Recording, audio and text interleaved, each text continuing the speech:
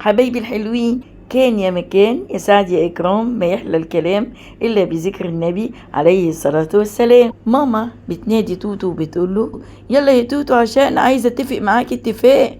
اتفاق ايه يا ماما؟ ايه رأيك يا توتو هنقعد نذاكر حبة صغيرة؟ اي يا ماما تاني يا ماما، انا مش عايزة اذاكر، انا مش عايزة اذاكر. استنى بس يا توتو، احنا مش هنذاكر كتير، دول 10 دقايق بس. 10 دقايق يا ماما؟ وهنعمل ايه بالعشر دقايق؟ مش هنلحق نعمل فيهم حاجة. يا توتو اسمع كلامي، هم 10 دقايق بس. لو قعدت تذاكر ال10 دقايق مركز وابقى مبسوطة منك جدا. اما لو كملتهم لنص ساعة ليك عندي هدية جميلة جدا، وكمان هتلعب نص ساعة، وكمان ليك عندي هدية كبيرة، الشوكولاتة الجميلة اللي انت بتحبها.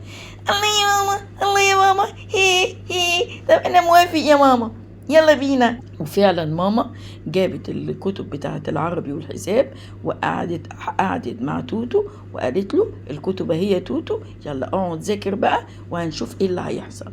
هي دخلت جوه تشوف اللي وراها، وتوتو قاعد يذاكر العربي، قاعد يذاكر واندمج لغاية ما هما بيتكلموا. يا توتو. نعم يا ماما، نعم. خلصت يا توتو؟ يا ماما ملعش دقايق خلصوا يا توتو، ده انت بقالك نص ساعة. معقولة يا ماما نص ساعة؟ ايه ده؟ انا ازاي ذاكرت نص ساعة؟ انا مش مصدق. لا يا حبيبي، انت اندمجت في المذاكرة وركزت، وانا مبسوطة بيك قوي قوي قوي يا توتو. وانا زي ما وعدتك الشوكولاتة الجميلة اهي، وكمان ليك نص ساعة تلعب فيها. هي انا فرحان قوي يا ماما، انا فرحان قوي يا ماما.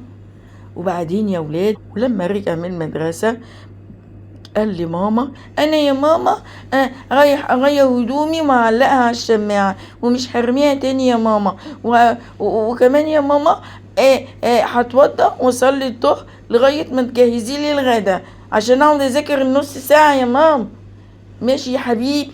وفعلا توتو راح غير هدومه وعلقها على الشماعة وراح اتوضى وصلى الظهر، وماما جابت له الغدا وقعد يتغدى. وبعد كده قال لها يا ماما يلا يا ماما تعالي اظبطي لي المنبه عشان اذاكر النص ساعة بتاعت النهارده. بص يا توتو، النهارده يا توتو احنا هنتفق اتفاق بتاع اليوم التاني. هو ايه يا ماما؟ هتذاكر نص ساعة ونص ساعة، يعني ساعة يا ماما.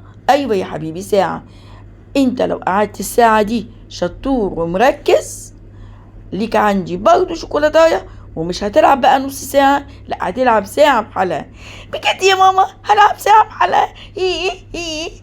وفعلا توتو قعد ذاكر، حط واجب العربي واجب الحساب وقعد يذاكر واحدة واحدة، ولقى نفسه اندمج ونسي اللعب ونسي كل حاجة، وقام مركز في المذاكرة وخلص المذاكرة بتاعته. وبدل ما يقعد ساعة قعد ساعتين. ماما بتندهله يا توتو يا توتو. ايه يا توتو بتعمل ايه كل ده؟ يا ماما انا كنت بذاكر وخلصت الواجب كله. تصدقي يا ماما؟ انت عارف يا توتو بقالك قد ايه بتذاكر؟ قد ايه يا ماما؟ بقالك يا توتو ساعتين. معقولة يا ماما انا قعدت اذاكر ساعتين؟ انا مش مصدق. ده انا خلصت الواجب على طول. ده المذاكرة سهلة هي يا ماما.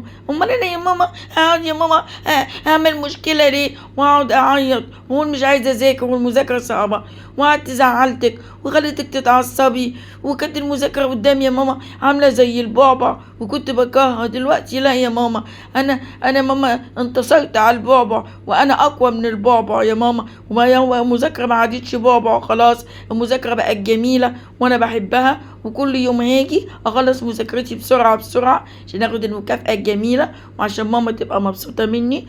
عرفنا يا ولاد من الحدوتة الجميلة دي ان الحاجة لما تبقى قدامنا كبيرة ما ينفعش نبص لها ونخاف منها ونقول لا مش هنقدر نعملها، لا نبدأ فيها واحدة واحدة، وفي الاخر هنقدر ان احنا نحقق هدفنا ونعمل الحاجة دي. زي المذاكرة ما ينفعش نقول يا انا عندي واجب عربي كتير، عندي واجب حساب كتير، المذاكرة رخمة، انا مش المذاكرة. لا، لو بدأت تذاكر واحدة واحدة هتبص تلاقي نفسك بتخش في مود المذاكرة وبتركز جامد وبتندمج في المذاكرة، وتلاقي المذاكرة بدل ما تاخد ساعة ساعتين بقت تاخد ساعة، وبقيت بدل ما بتلعب نص ساعة بتلعب ساعة، وتقدر تقعد مع بابا وماما، وتقدر تنام بدري عشان تقوم مصحصح للمدرسة. خلاص ما عادتش المذاكرة بابا، المذاكرة بقت جميلة وما بقتش تخوف توتو.